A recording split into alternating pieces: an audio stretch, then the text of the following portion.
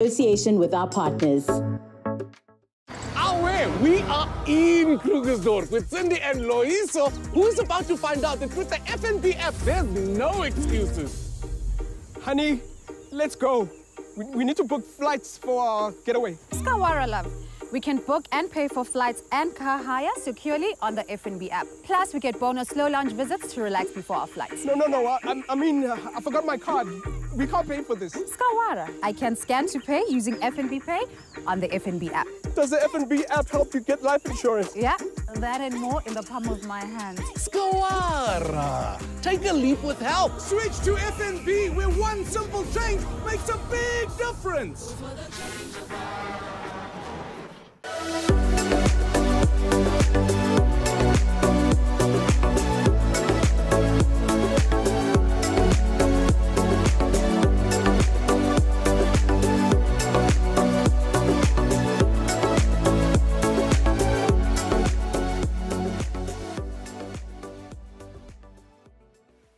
Welcome to the I Am an Entrepreneur Summit, proudly sponsored by FNB in association with our partners, Renault and ShopRite. I'm Karabon Tsweng, and our goal here at I Am an Entrepreneur is to help you build and grow your business. And our topic today is so important to do exactly that, pricing your goods and services. Understanding if your pricing is going to get you enough profit and it's going to be reasonable, understanding if your customers are going to even pay for the prices that you set, and even understanding if your pricing covers all your costs. There is so much to unpack, and we're going to do exactly that today with all the experts and entrepreneurs who will give you various strategies to help you reach your short and long-term goals. So join in the conversation and let's help you find the perfect fit for your business. If you are watching via YouTube and Facebook, please engage with us in the comments section. If you are watching via our free data stream service, then what you can do is let us know anything that you want to say via our WhatsApp. The number is 078-350-0768. We're also on the socials. On Twitter, we are at IAAESA. And then the only hashtag that matters today is IAAE Summit. Let's get straight into business. Up first, we feature Lynette Doma, who is the founder of Makanaka Studio and Spa, which is located in Dainfern in Johannesburg. She takes us through her entrepreneurial journey, her amazing business, and how she prices her services. Enjoy. My name is Lynette Doma. I'm the owner of Makanaka Studio, which means you're beautiful. My business offers all beauty-related treatments, services, from nails to massages to facials, waxing, and we also sell beauty products. So basically, I'm part of the business, so I also offer the treatments as well. So I was a full-on corporate person. So 7 years ago, I used to just do this as a side hustle. So I used to offer the beauty treatments to my colleagues where I used to work before. And as that just kept on going, friends, family, I used to offer, and it became so busy for me that I decided, okay, to leave the corporate world and just start off as a business. It grew from there. So literally 7 years ago, that's when I started the business. With the target market, I started off with the area that I stay in, because I stay here in Fourways. It was easier for me because friends and colleagues that I used to work with, they were all based around Fourways. And also I wanted to be just around where I stay. So the transition for me, it was much easier because the colleagues that I used to be with were the ones that were supporting me the most. So it literally was easier in terms of starting off in the area where I was staying. In terms of pricing, I based it mainly with my location, being around Fourways. My experience as I went on.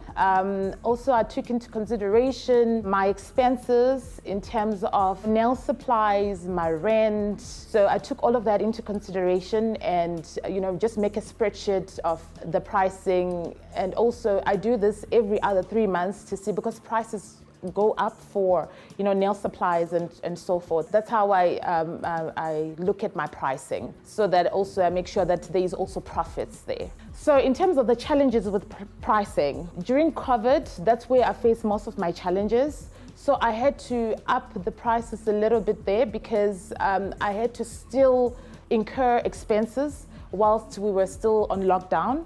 So coming back, I had to inform my clients that prices have gone up. The responses wasn't so bad, so the challenges were not so, on the bad side of things. But we did manage to overcome that.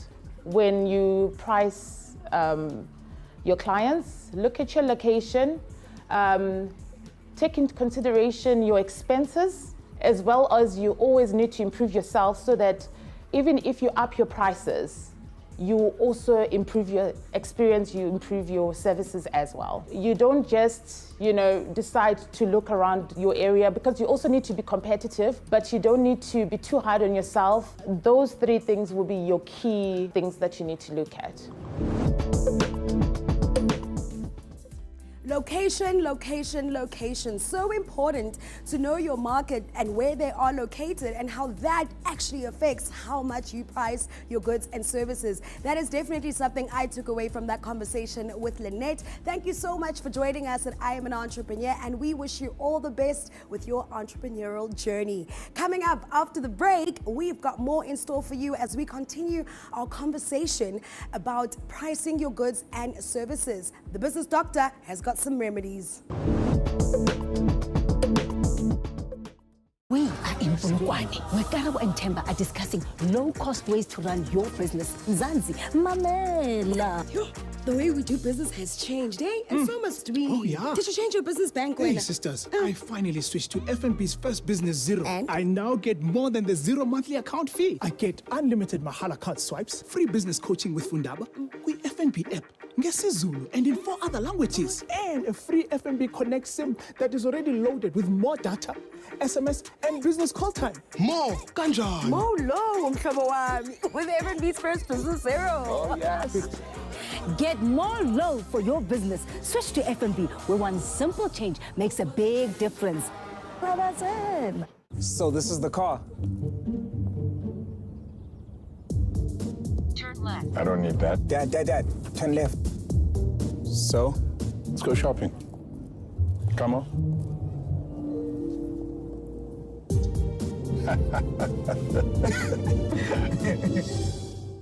The best way to enjoy a mushroom is just to eat a mushroom.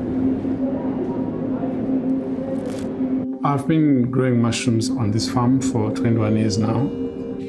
We started supplying checkers. We were very excited about it. We are still very excited because it allowed us to have access to more than 364 stores. And that allows us to deliver a lot more volume. It enabled us to grow to where we are today. We currently supply more than 16,000 first-grade pallets of mushrooms. When we are operating fully, we have a staff complement of about 175, which is permanent jobs. And 52% would be women. Some of them have been here for more than 20 years. A lot of people eat with their eyes, so they have to look nice, even though it doesn't correspond to the taste. They always taste nice. But our mushrooms look better because we control better.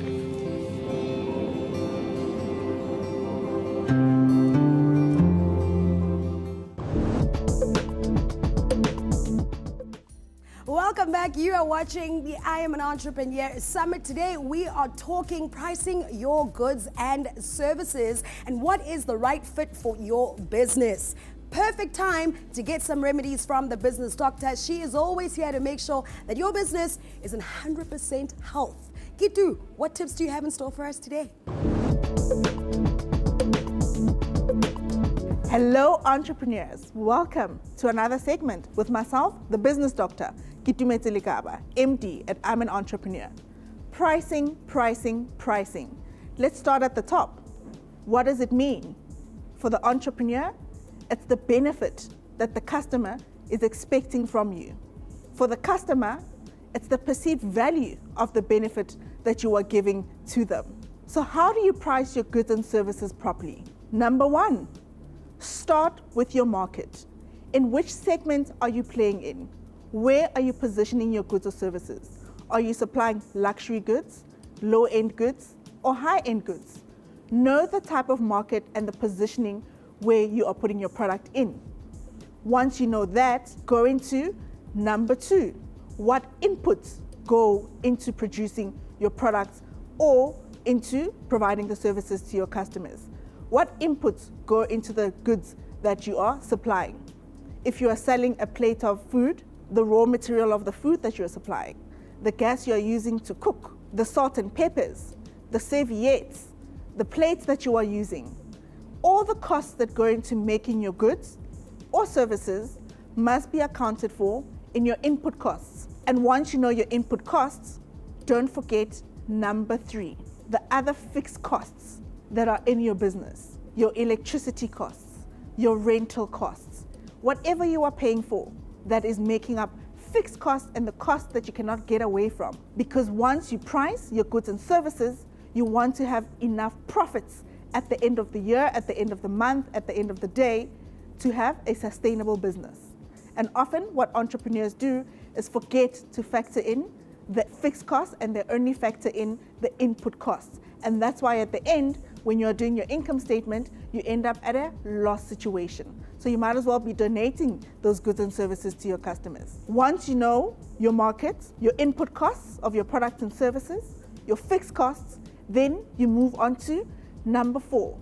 You can't price without evaluating what price your competitors are pricing at. Evaluate your competition. What prices are your competitors pricing similar goods or services at? If you are charging a higher price than them, why? You have to be able to justify the premium that is factored into your pricing. Is it a benefit situation? Is it a value situation? What makes your product or service a premium to be able to charge more than what your competitors are doing? If you are charging less than the competitors, are you not shortchanging yourself, especially on the fixed costs, in being able to produce profits? So let's recap a little bit. What market are you serving? Are you low end, high end, or premium good? What input costs are going into making your goods and services? What other fixed costs are in your business that you need to factor in to be able to make profits and when you are pricing your products or services? And lastly, what prices are your competitors charging and how are you competing in your particular segment or market? With that said, good luck with your pricings and make sure you price for sustainability and for profitability. Always on call and ready to give some really useful tips. Thank you so much, Kitumeti. Now, we want to hear from you and what your key learnings were from those tips from the Business Doctor. Do engage with us in the comment section if you are watching via YouTube or Facebook. And if you are watching anywhere else, engage with us via WhatsApp. The number is 078-350-0768. Up next, it's time to know what is happening in entrepreneurship news from here and around the world.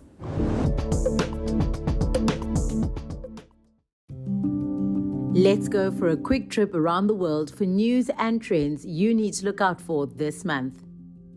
First National Bank has launched a new range of lifestyle solutions it says are designed to help and reward customers in areas beyond financial services.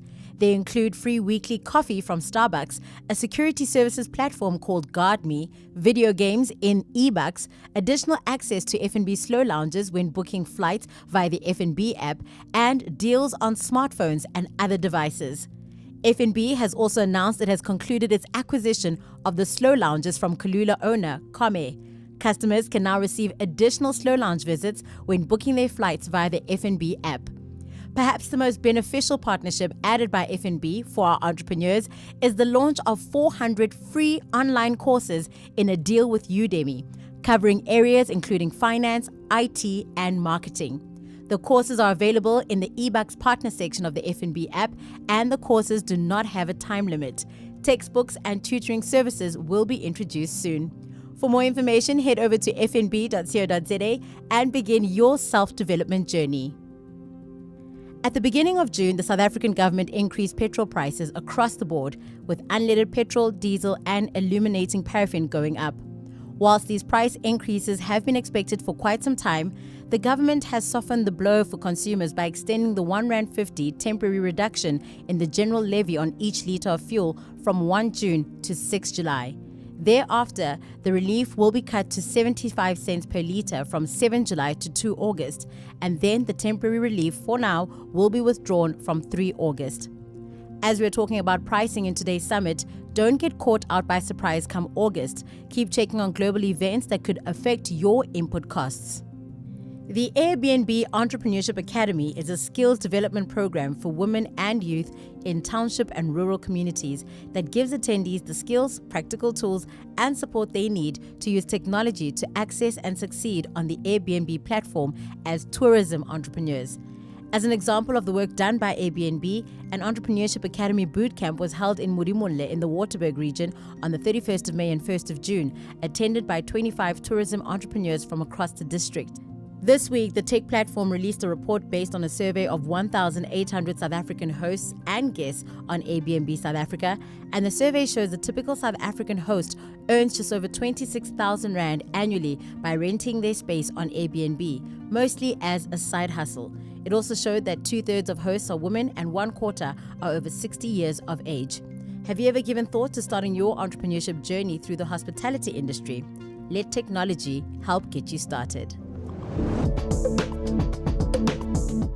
And that's what's happening around the world at the moment. Always good to know what events are happening in the world and in the country that could affect your daily business. Coming up next, we've got Viewpoint and On the Shelf. We'll be back. Stay tuned.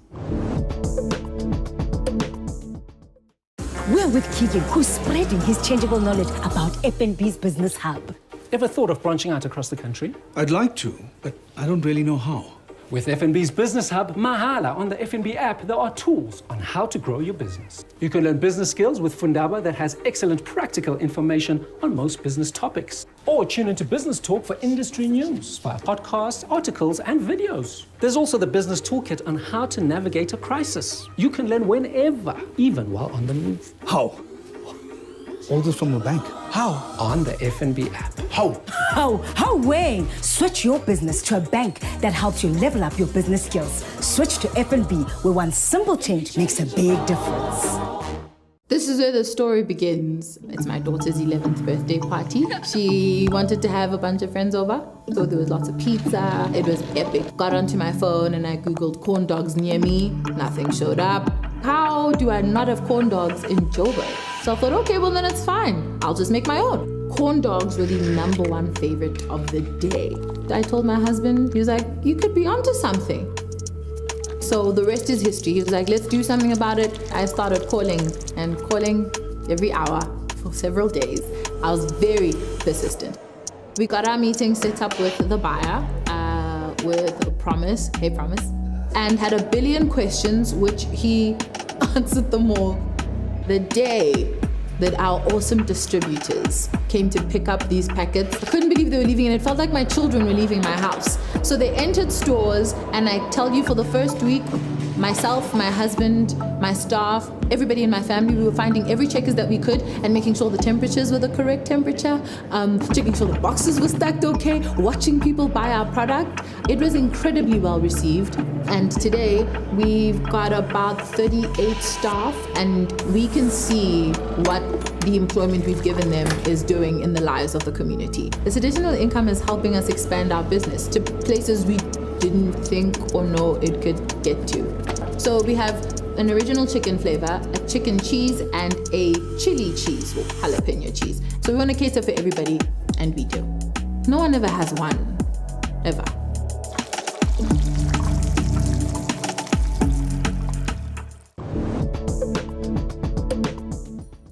Welcome back. You are watching the I Am an Entrepreneur Summit, proudly sponsored by FNB in association with our partners Renault and ShopRite. We have an awesome feature that is one of our favorites, and it's brought to you by one of our partners, ShopRite.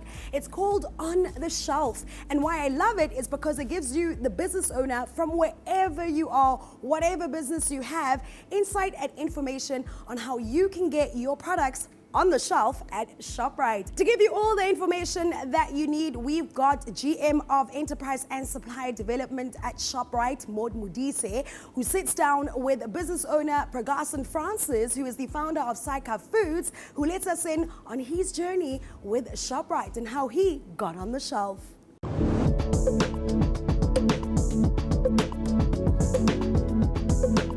Hi, I'm Maud Modise from the ShopRite Group, and this is On the Shelf, where we talk about what it takes to get your product retail ready. Today we talk to Pregason from Saika Foods, and we're going to talk around pricing and what it takes for you to get the pricing of your product correctly in order for you to retail it at the correct price. Can you maybe give us more context about the products that you have listed with ShopRite at the moment? So we have 3 products listed with ShopRite Checkers. The first product is our flagship product, which is the split pea dal in a can.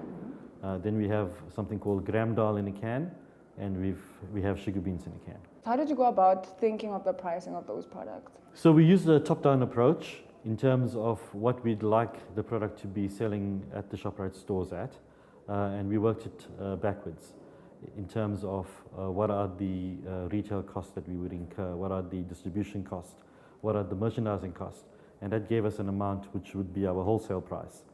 And that wholesale price compared to our cost price was our profit, our GP.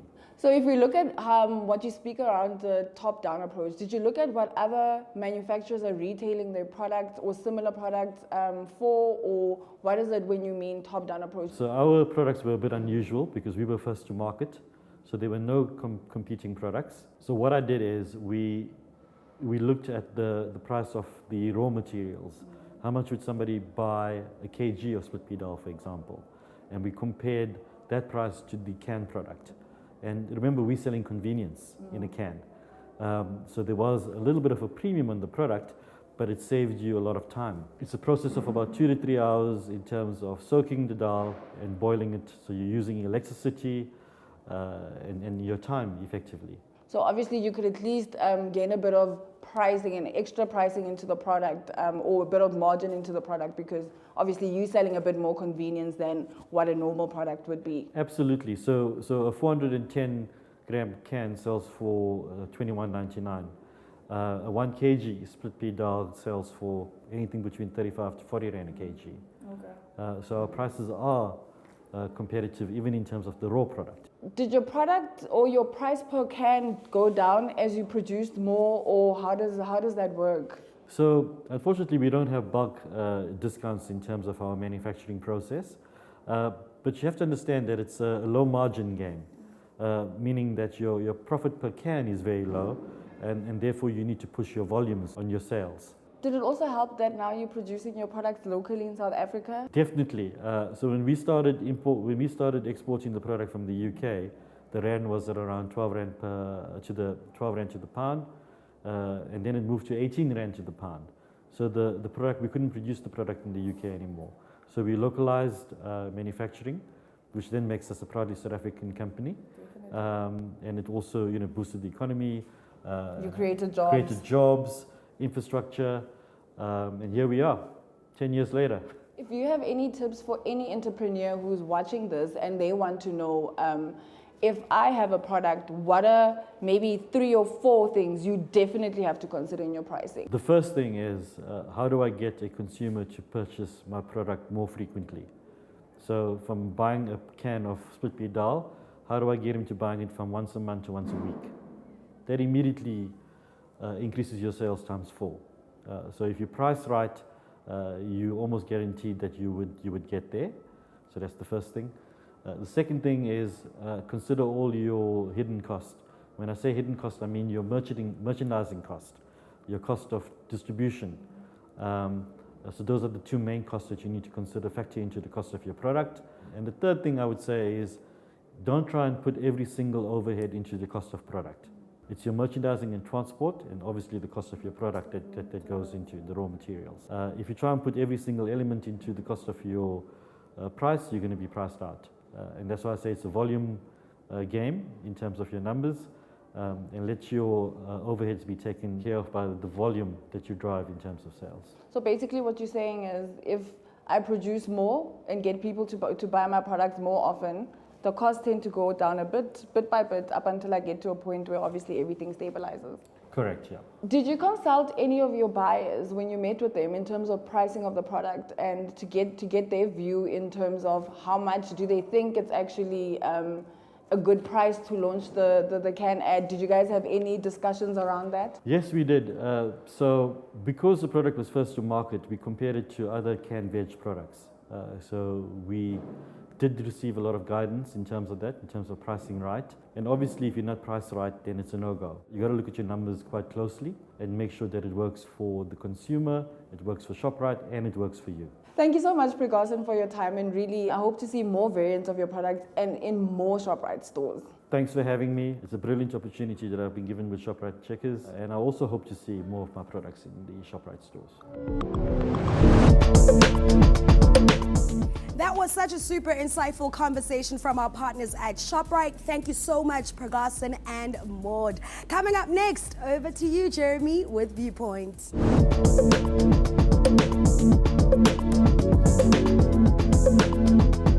Hello, everybody, and a very warm welcome to Viewpoint. It's the segment where we unpack the secrets of successful people and share some of their learnings with you so you can take those learnings and what we hope is for you to implement them and become better business people.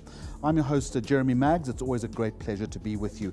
Today, our topic is fairly complex. We're going to be looking at pricing goods and services. And these are some of the questions that I think are pertinent to our discussion. Firstly, what price covers your input?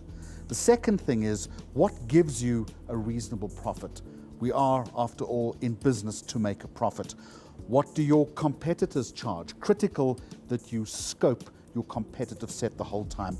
And then, is a large enough or a sizable enough customer base prepared to pay the price that you are going to offer?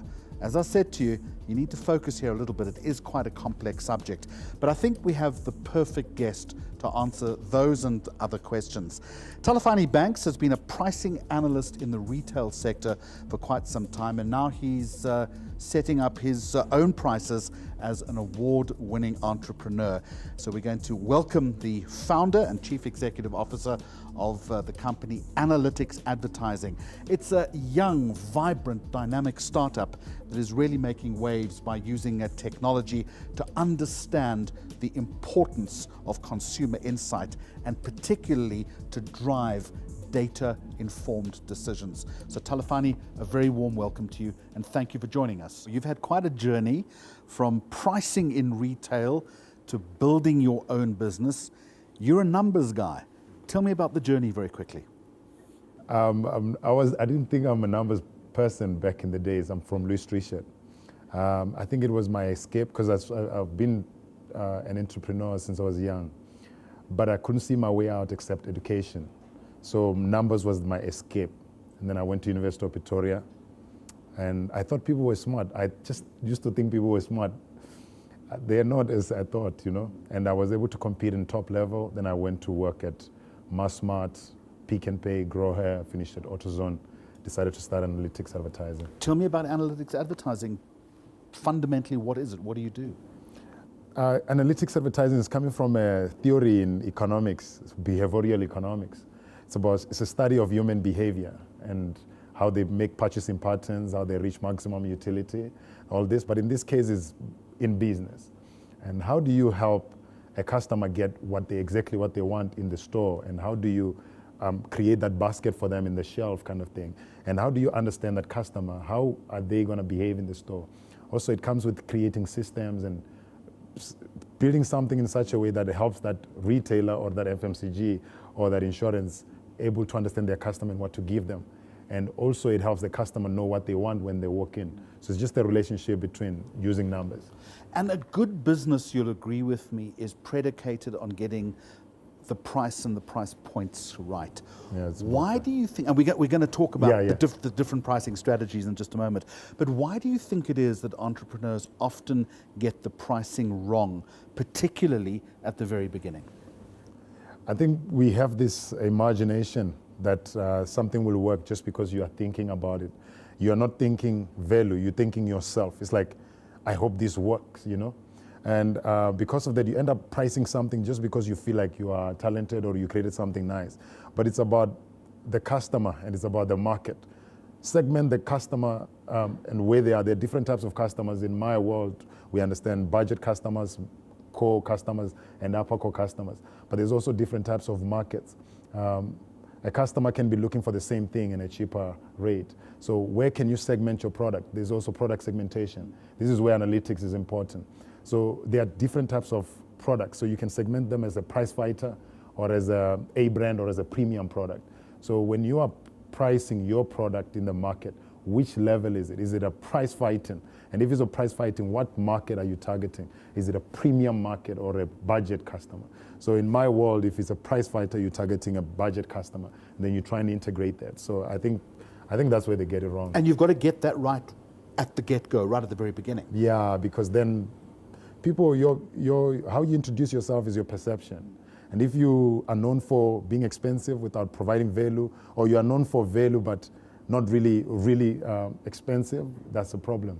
You know, so you have to just get aligned, but also you learn over time and get it right. So now we're going to work our way through a number of different pricing strategies. Let's start with something called value-based pricing, which is based on perceived value. That's where we also add value. I was looking at something and I was like, how do you quantify that? Because I'm a mathematician. You can't tell me, no, this brand is now valuable. I will ask you, how did you do that? So now there's this perception, just because so many people knows it, and you quantify it as more valuable brand. It is. I would say that there is value in that, but we should also look at the impact that the brand can bring when you value it at that segment. Also, you must try and bring some models that quantify value. Value is one of the models that work for consulting firms. You want to have value in that boardroom because most of them, you don't have a product to show what you're doing. So I like value add model for consulting. I would say it's for more service-based, and it works for TV and artists and all. But a lot of entrepreneurs, of course, are not in the service or the professional services industry. They would be selling hard product. This brings us to something called competitive pricing. And essentially, from what I understand, it's keeping a very close eye on the market, on what the guy around the corner is doing. Yeah. That's what I used to do at Pick n Pay and Macro. I worked at Massmart. So what I was doing at Pick n Pay, I was running the perishables category. My job is to help the buyer understand where the market is and help him cut the right price with that supplier. So if you are in a product-based business, you want to get the best price from your suppliers the best way, from raw materials and production, a little bit of everything that is happening there where there's electricity and everything. So you can keep your pricing constant. And on top of that, you want to also not be very expensive because it's a very competitive market when you're dealing with product. Some guy can be producing the same quality as you and he can be beating you just because he's producing it at a better. But it's also, there's a level of value that is aligned there, because if your product is well known and is priced at a certain price, can be. But you can't undercut yourself to the point where you're impacting on profitability. You can. How does that work? You can operate in break even. You buy time. You say, I know that I'm not going to make profit, but if I can price a break even and I just survive for this time and I manage to catch this guy in this level, I will gain market share. The game in that field, it's about you having trust and people believing in what you're doing. Like, let's look at the retailers. You look at the Woolies, you look at the Pick n Pay, and the people walk in there because of the perception they have. When they walk in Woolies, perception is like it's healthy food. When you walk in ShopRite, it's you save. So you want to build that category of you save when you walk in the store, even when you know over time, I might pick up my market share through different things. Now, Talafani, at some point, an entrepreneur is going to have a new product that they want to bring to the market. And there's now a theory or strategy where you can set the price high and then over time lower it as demand grows. And that's called price skimming. Explain that to us. I look at that model as you want to quantify the value of your product so you can segment yourself on a certain level. And it works because also in consulting, as soon as you start as a very minimum base company, you're saying you do this data analytics service for a telecommunication company, they'll look at you and think you don't know what you're doing. So you want to start at a value that is competitive, even though you know the end goal is to come back and be competitive at the best way. Other people quantify the best way you can deliver your service through price. And that is very important. So a lot of guys in top level corporates, they will look at your price and see if they can work with you. And I think that's where that model would work. We're going to get to something called cost plus pricing in just a moment, but just to break away from that for a second, should an entrepreneur every single day be walking into the business and reassessing the price model that they've got? Yeah, absolutely. It's not something that you do it on a Monday and then a month later you come back. Yeah, no, absolutely. I agree with that, because as you are starting out, you want to get to a point where you figure it out. You just align with the frequency of how things work. So if you just price it once and after 3 months, you can't get it right. You want to constantly review it. Why didn't that customer buy from me? Why are they moving like this? Why are they no longer buying as much as they used to? Or why am I not longer getting the same frequency, or why am I having churning customers? And as you do that, as you analyze that modeling, you get to revise your pricing.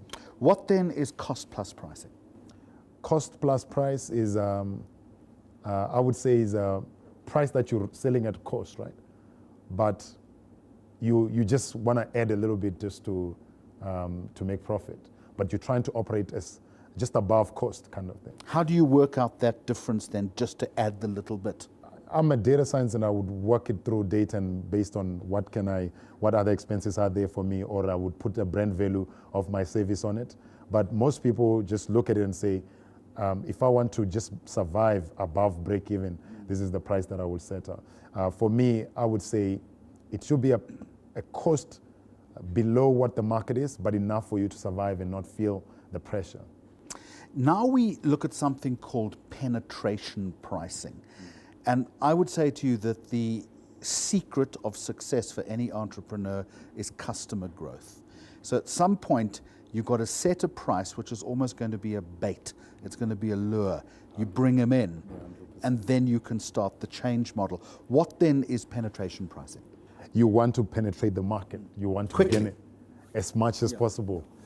So how you do that is the PEP and the ShopRite, they always get this model right. I can't say ShopRite is cheaper. I can't say that because I know them. But market says they're cheaper, they save. So they come with this product and this pricing way, they just operating on it's like a break-even kind of price costing and the pricing. And they will market that product or that basket of products very aggressively. Very aggressively. Which creates an aura around the rest of the products. Yes, and they make money through volumes. And sometimes they might not even make a lot of money on it, but they gain market share. And now, once you capture the public, you have it. The people won't think anymore. The milk in ShopRite and Pick and Pay and Woolworths, same price, 21 Rand, 21.75, 21.60. Same thing. But because you've captured the market to say you save, everyone goes to you. And you've created that perception of being reliable, cheaper. Cost effective and cheaper, which is particularly these days is exactly what customers want. But also you want to be, I would say you want to get in the market and provide value. You want to get in like how Woolies get in the market. But they have a perception that they're expensive, but you want to get in there as a quality provider, but also very affordable, so that next time the customer doesn't think of price when they buy from you. All right, that's penetration pricing. Now we've got economy pricing. How does that work out? You look at everyone else, how much they're charging for milk. Fresh milk is 22 Rand, and then you come in and you charge the same kind of thing. It's like market price. And then very critically, in conclusion, as we've worked our way through these strategies, you have to have dynamic pricing strategies to the point that it's going to change. It's going to change constantly. The question, though, is what are you looking out for? You want to take the market as fastest way, and you want to remain in a certain category that you own, whether you sell healthy or you sell quality or you provide quality analytics. And then also you want to sell value. You want to also be known for what you're doing. So it's a combination of all of them, but you might leave some models, some of them out, the ones that you mentioned, like the economic pricing and the cost plus selling kind of modeling. You might leave some of those out, but you just want to get this model that works for your segment, for ours, yeah. Okay, final question now then. Your business itself, analytics, advertising. You've sold me on the importance of data. How do you convince entrepreneurs that data is the bedrock of success? Here's how it is, and I've seen this in the market. A lot of these entrepreneurs, they just assume their market is this one. If I ask you, who is buying your product, do you know them? No, the thing is, this type of people, they buy from us, they work like this. A lot of them will say, no, a lot of our market is in the communities. So it's a vague profile. Vague profiling. So you need to understand your customer and what they're doing. That's customer understanding and also customer behavior. Now we come internally. Do you know which product is a champion product? Do you know which one is a churning product? Which one hasn't been bought in the last 6 months? Do you know which one is a new product that is attracting people in the market? So the lesson I've got from our conversation today is twofold. One, you have to understand the customer, who's coming in, who's touching the product. And the second thing is, don't just think that pricing is a one-off thing. It's a constant and a fluid dynamic, and you've got to keep evaluating that. Absolutely. Have I got it right? Yeah. Because there's different types of pricing, for example. I can give an example with the car. The cars that are from 0 to like 500,000, I would call them price fighter cars. They are entry-level cars. And then the cars from 500 to like 1.5, I would say those are A brands. And then the ones from 1.5, I would say those are premium cars. So if you are selling cars, which level are you in? You see now, if you now understand, then you know you're selling an entry level. If you're selling entry level, how should you communicate with that customer? It's different. You can't sell an entry level product and you talk premium.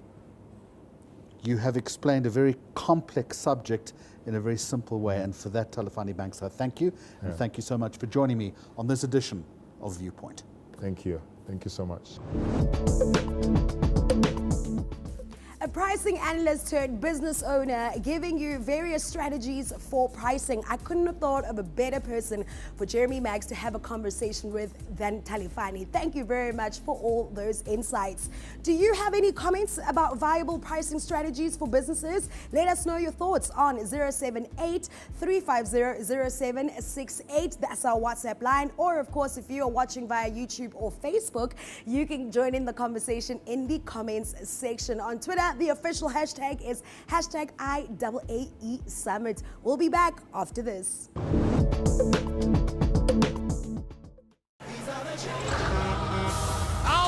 Vandaag we're in Midrand with the owners of Go Gogos, a changeable business that's keeping Gogos on the move with FNB's speedy on-the-spot payment device. Gogos Go! It's no secret. Before switching to FNB Business, cash payments were slowing us down. Now, with FNB's speedy payment device, Go Gogos is on the move, now taking card payments on the spot from even more customers. It's low cost, contactless, and it doesn't need to link to another device. Our customers will be able to get their receipts via SMS or email immediately. Switch to FNB, where one simple change makes a big difference. Go, go, Gogos, go!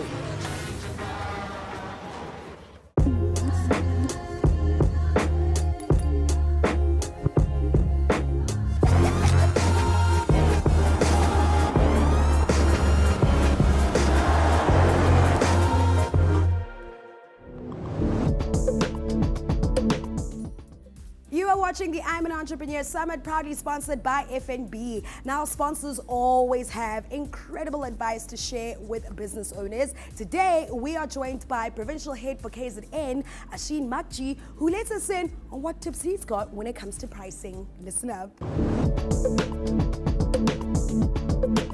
Hi, I'm Asheen Magji. I'm head of commercial banking for FNB here in KZN.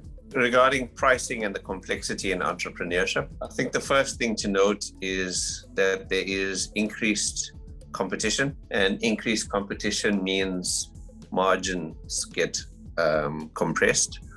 And unfortunately, it does mean it's difficult for an entrepreneur then to try and make a profit. So to a large extent, we want to try and make sure that if it's a competitive space, there's niches and how you can try and differentiate your product so that you don't get caught in the price game. And another instance is where you've got commoditized prices, example, rice, beans, sugar, things that literally people know the price of, so you can't necessarily charge significantly different prices unless you're adding something different in terms of location, etc. Something also important to note is customers are very sensitive to price and volume. So for example, if a customer buys a large volume from you, they are going to expect a lower price. They're going to expect discounts, and also repeat customers will expect some loyalty and discount in that. So that's something to also consider as you start to do more business and regular business with the same customer. Something else to consider is import tariffs. I'm excited as to what's happening now, in particularly from a South African context, the extent to which imports are attracting tariffs, and what that does for local production is it creates opportunities for people to produce locally, to also be competitive. And we're starting to see many sectors, from clothing to shoes, where retail are buying local. And what that means is each and every one of us get to wear clothes that are proudly South African. And also behind that is a story about how many people get jobs. I think my last 2 points is just around, from an entrepreneur perspective, making sure that you've got accurate record of cost and selling prices, so that you can decide and calculate to what extent you're making a profit. So again, knowing your numbers is important. The thing I'm probably the most excited about is import tariffs and what that does for South African manufacture. We've seen in the last 2-3 years a shift, particularly from imported goods to locally manufactured goods. And what that does make a difference on is it means we're not necessarily competing with the cost of products from across the world. We are able to, one, support local business, but two, also make sure that our price points are realistic. And to that extent, a lot of people are starting to get jobs, and there's stories behind all the clothes and shoes that we start to wear in South Africa. My last 2 points are linked, and that's really around understanding the cost and the selling price of the goods that you sell as an entrepreneur or produce.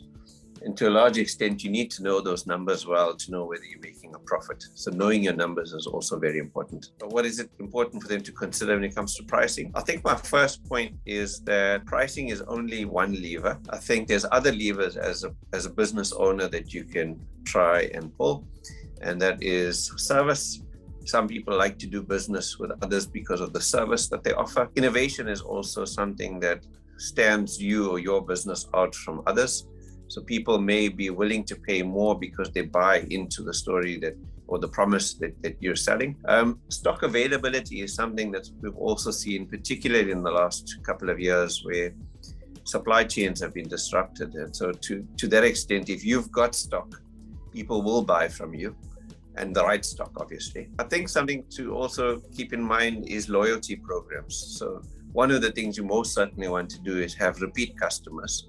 And the more people buy from you, the extent to which they, number one, will expect a discount, or they'll expect some benefit, whether it's a loyalty program or something that keeps them buying from you versus someone else. Something else to be conscious of, if you look at what's happening right now, you've got exchange rates that are volatile, you've got interest rates that are also fluctuating.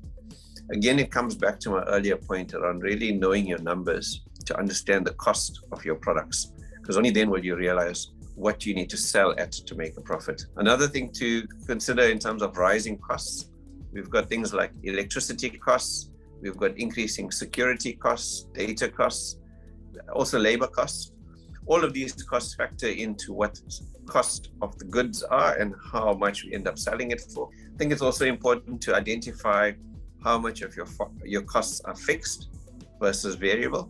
And to that extent, you want to recover your fixed costs, but then after that, start really pushing volume, because every bit of sale that you do thereafter is incremental profit that you make. I think the last thing to just highlight is just to be conscious of market trends. And I think if you look at what happens from an economics perspective and you look at demand and supply, it's one thing you wanting to sell your good at 20 Rand, but people are only willing to pay 10 and 15 Rand. So to that extent, you won't be selling as much. So the extent to which the price you sell is close to what customers want to pay and it allows you to make a profit, that's the perfect scenario. So F&B is definitely supportive in many ways. One of the first ways from a Fundaba perspective is on app. There are lots of courses that are online and can help you start, run, and grow your business. So this is kind of like an online coach that can really help you along the way. And there's various modules that take you through as you start unpacking your business. I think it's important to know when you're in business to balance pricing and profit. So there's a famous saying that goes, profit is vanity, but cash flow is sanity. And what that means is you could spend a lot of time working out how much a profit you make, but if you haven't collected your money, and let's say you're selling on credits and some of it you recover a long time from now, some you possibly may not recover, all of that effort doesn't necessarily translate into cash flow. So that's why I'm suggesting that profit focus is one thing, but also trying to make sure how quickly you can turn your activities back into cash and recycle it. It's just as important. And so F&B certainly helps from a cash flow management perspective. There's tools on the app to try and help you manage your cash flow forecast for the month. If you're an importer or an exporter, even small business, there's very cost-effective online platforms to help you trade in Forex and buy and sell and bring your goods here as cost-effectively as possible. And last but not least, I'm probably most excited about this. We've launched NAV Marketplace, which is on the F&B app. And the idea behind that is to allow small businesses to promote their activities and to start dealing with other F&B customers of ours. So I'm very excited about that because number one, it reduces your cost of advertising. But two, over time, you start building relationships with other F&B customers. And the idea behind this is to promote small business and to allow people to connect with each other. Coming up next, one of my favorite features. This is where we hit the streets and we plug entrepreneurs and their business. There's nothing better than putting people on. Here's word of mouth.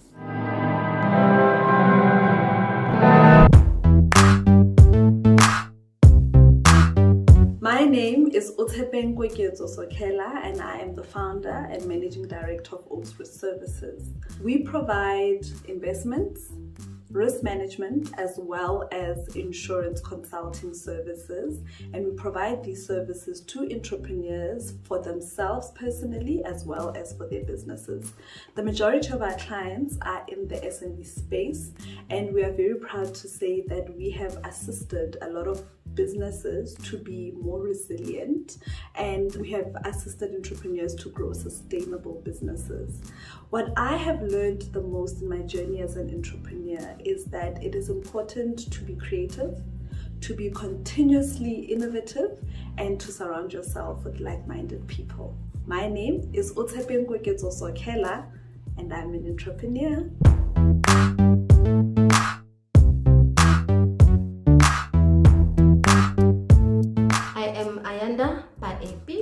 I am Twaita Gyasi, and we are directors at our own law firm called Baepi Gyasi Attorneys.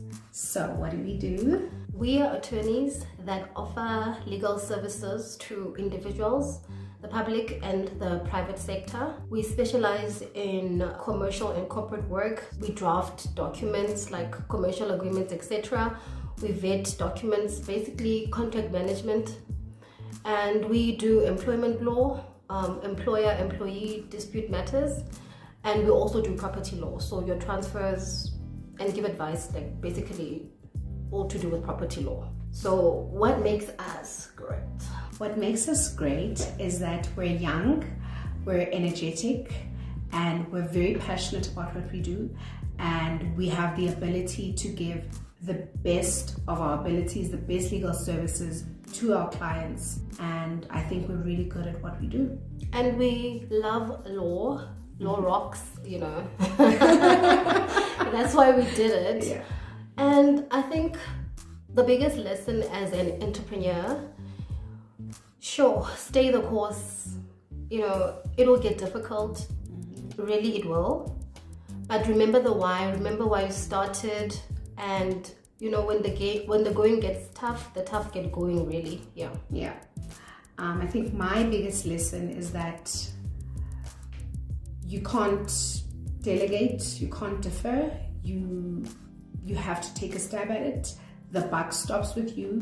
You are the business, so ultimately you just need to make it happen. I think that's my biggest lesson as an entrepreneur. Yeah, literally. So I am Ayanda Baepi. I am Twaita Gyasi. And I'm an entrepreneur.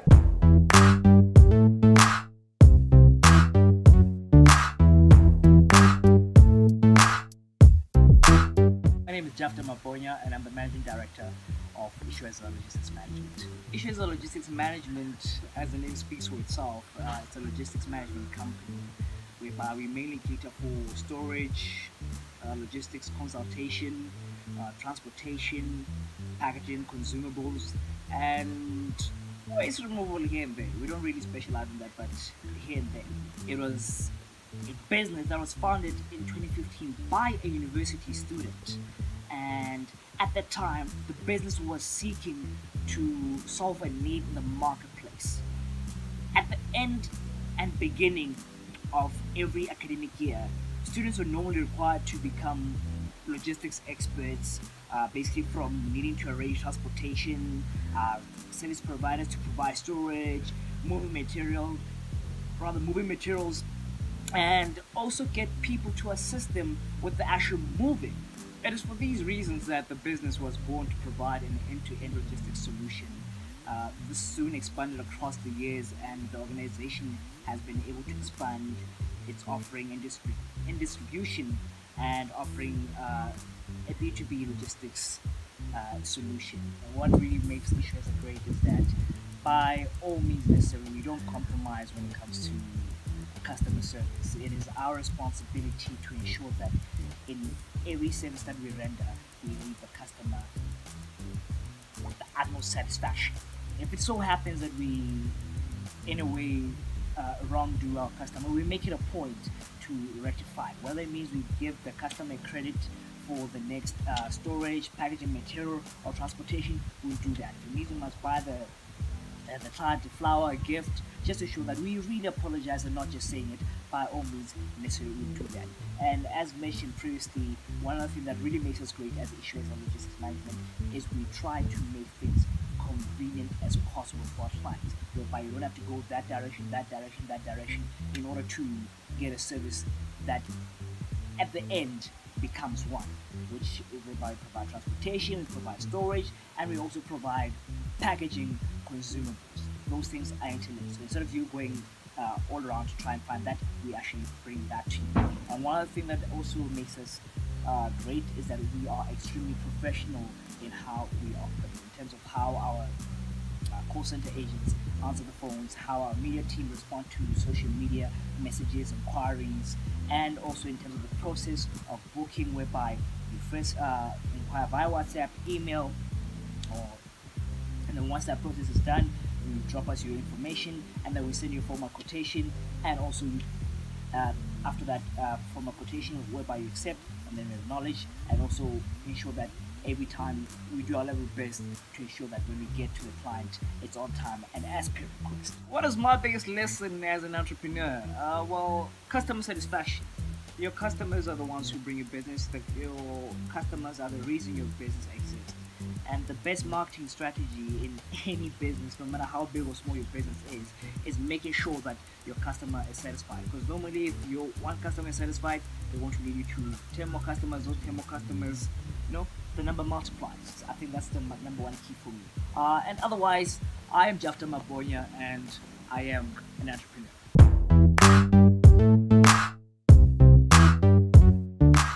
Keep shining, our IAAE entrepreneurs. Now, you and your business could be featured up next as we hit the streets for word of mouth.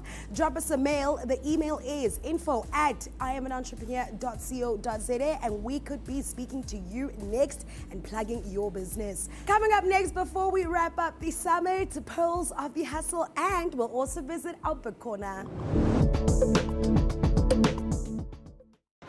We're in Brown with Bossman, who'd like to share how one simple change made a big difference in his business. It's got 2021.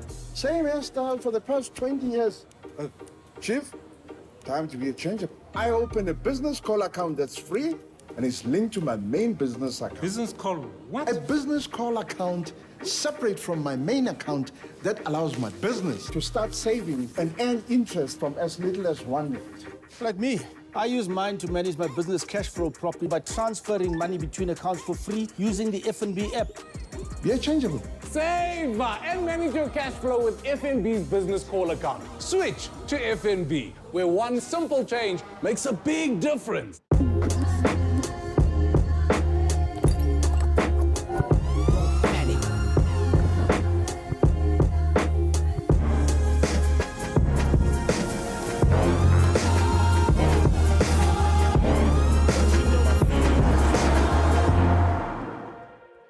Seeing my product in the shop, it makes me want to do more.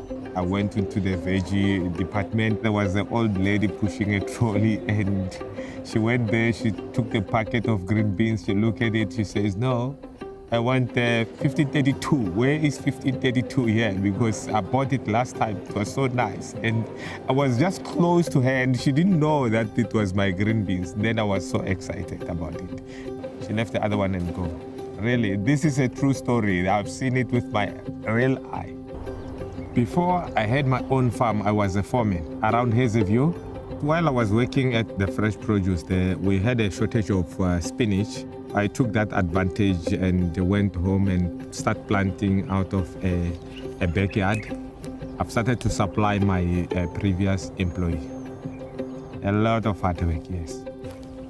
I've managed to save some money while I was working there because the money for the spinach that I was selling while I was there, all that money to come and buy a farm.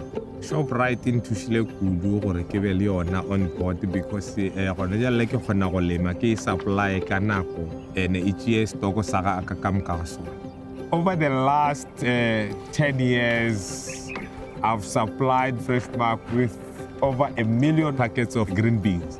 We pack only the nice green beans. So all those broken one and the skew one, we give it to the orphanage.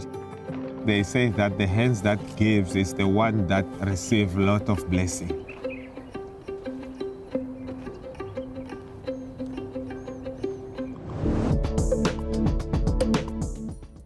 Welcome back. You are still watching the I'm an Entrepreneur Summit. You want knowledge, you want to grow, you'll definitely find that in books. Up next, we sit down with Khunse Nosi, who lets us in on some books that are sitting by his bedside table.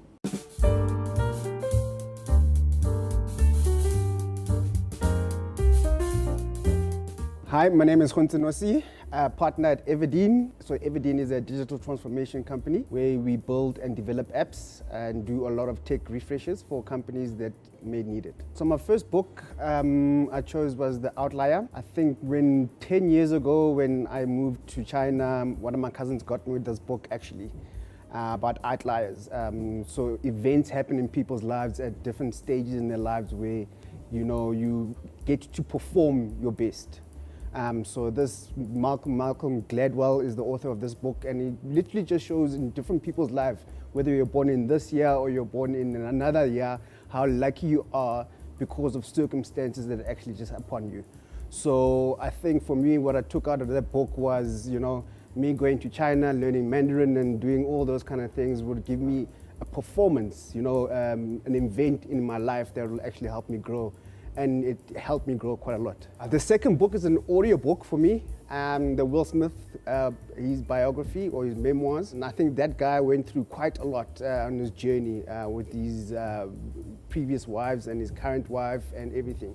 And just the way he narrates the story and tells about the story and how, his dad, he calls him Daddy-O, how they lived and how much he impacted him and his life. You kind of forget and you see people on television and stuff, but they're human beings and they've gone through a lot. So I think it's one of the best audiobooks I've ever heard, basically, yeah. He narrates it very, very well. The stories, the music, it's really entertaining. I think what I took from it is never give up. I think that's the real truth about it.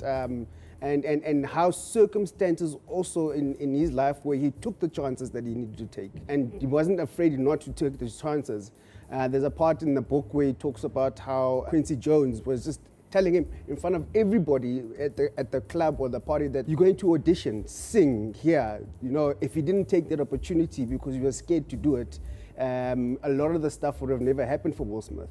So I think, for me, it teaches me that you can take the chances that are there. One of my biggest chances was, like I said, China was a big chance for me. I took it. Being an entrepreneur now, it's a chance that I'm willing to take, and I'm taking that chance as well. So don't be afraid. Go ahead and do it. Some informative reads to help you on your journey to self-development with Khunse. Thank you so much for your awesome suggestions. Coming up next, some awesome gems to share with Pulse of the Hustle.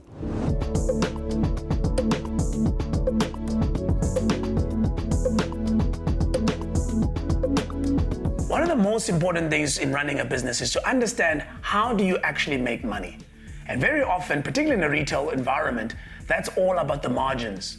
How much margin can I make from every item that I sell? Now, many of us who are in retail often buy from wholesalers at a margin and then on-sell to the consumer. But this entrepreneur learns a valuable lesson from his global experience. Ari Fabian shares a very important pearl of the hustle with us. Control your destiny and you can make your own price. Take a listen.